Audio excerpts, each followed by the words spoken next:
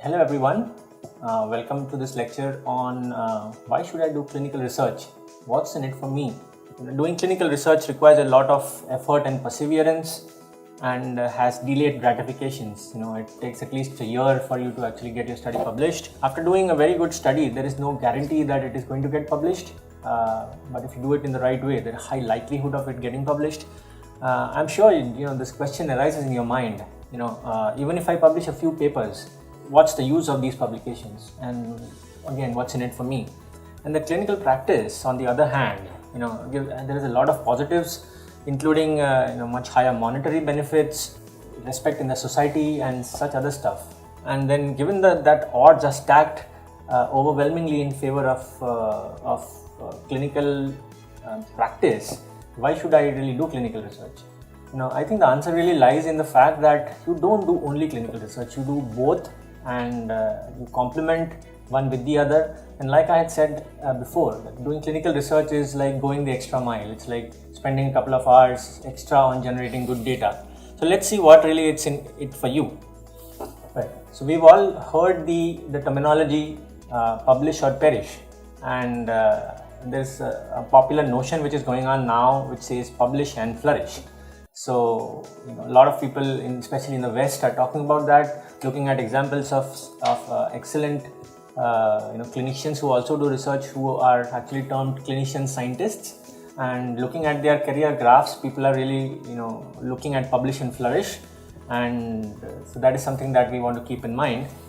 The first thing that comes to mind when you say why should I publish is you want to disseminate your work that remains unpublished in one form or another is essentially undone, isn't it? So publishing is the final goal or the final frontier. You want to disseminate your work, you want to tell your colleagues that this is the best way of treating a particular disease, and it's got its own gratification in that manner, and you can really influence lakhs of lives at a time if your data is used to influence a particular disease entity. So you want to disseminate your work. Then you want to, like I said, enhance patient care. For example, enhancing patient care, a lot of these major clinical trials in the US, for example on anti-VEGF treatments, they have really influenced our patient care in a way that we did not really seem possible in the past. So you want to enhance patient care by creating good data, like I was saying before. Then you want to enhance literature, or you want to focus on lacunae in literature. So there is a certain particular disease which has been well studied in the past, but there's still a lacuna of literature. For example, this paper that we did from Arvind Eye Hospital, Pondicherry, looked at caterpillar hairs. I'm sure you've seen those cases of caterpillar hair in the eye, and a lot of these hair can cause a lot of disastrous complications. So there was a lot of data. When we started looking, we saw that there are a lot of papers, and probably there's not too much new to do in this, but then we found caterpillar hair actually entering inside the eye, and so we wanted to look at risk factors which predict caterpillar hair entering inside the eye. And then we found that any hair in the cornea increases the risk of intraocular penetration many fold. So that's why any hair on the cornea now gets a dilated vitreoretinal examination, and believe me, we find a lot of hair in the vitreous or stuck on the retina. And I have got emails from people in Spain, in Italy, where they also see these diseases, describing that they really found things similar to what we described in the paper. So you want to enrich literature and focus on lacunae. Then you can also influence health and policy decision making.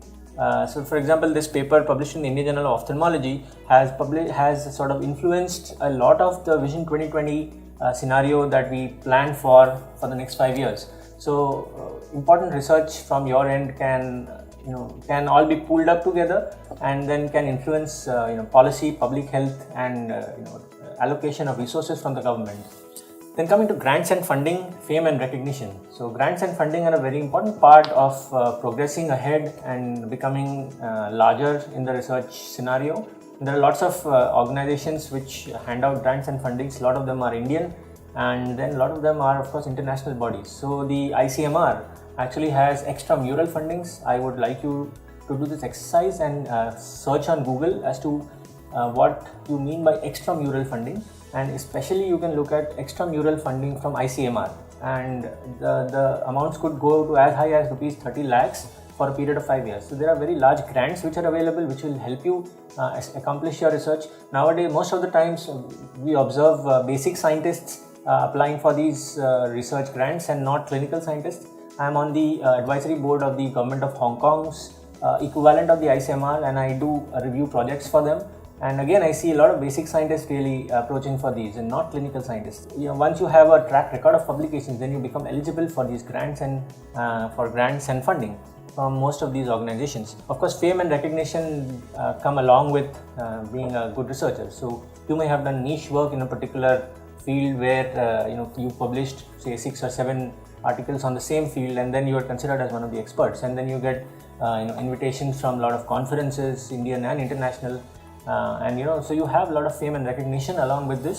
And then there is something called the personal index, where publishing meaningful articles which are then actually cited. So citation is sort of the final test for, if you ask somebody who has published many articles, they will tell you that writing a new article doesn't satisfy me as much as seeing my paper being cited 10 or 15 or 20 times. So there's something called personal index where your citations also then matter. That means you are actually influencing researchers all over the globe. So the personal index gradually keeps rising. And then doing good clinical research is actually a sign of a good clinician. Scientific deliberations during writing followed by a good review process makes you a better clinician finally. You learn to look at questions in a very scientific manner and how to approach them and then how to get answers. To cap it off, what are the advantages or what's in it for me? You can disseminate your work, you can enhance patient care, you can enrich literature, you can influence health and policy making, then you are eligible for grants and funding, fame and recognition, personal index, and make yourself a very good clinician. And of course, nowadays, as we know, there are CME credit hours for a lot of these activities, and a lot of publications are now being asked for by medical colleges for enhancement of your academic careers, and pharma companies are also looking to validate generic products. So there are lots of opportunities to get involved and do a great job. So there are lots in it for you if you can do good research and publish. And I'm hoping that when you know that there are so many positive things about it, you will go ahead and do more. Thank you very much.